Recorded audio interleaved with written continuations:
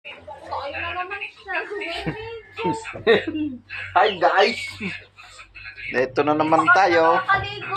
Ito mo, tayo na kahapon pa. Yan yung mga baby ko. Ito pa isa. Oo, di paligo. Yan pa. Pasok na. Ate, saan papasok ka? Tagaytay? Ate? Kayo naman dito ng isa. Kayo naman dito. Okay. Yung isa kong anak kayo nakahiga pa. Papasok ko din yun. Oh, Batman? Batman? Okay. Meron pa itong kitaan.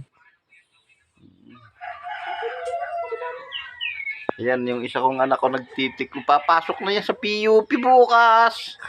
Hay naman dyan. Hay naman. Nako, hoy, paano tayo kikita niyan? Oh, bye guys.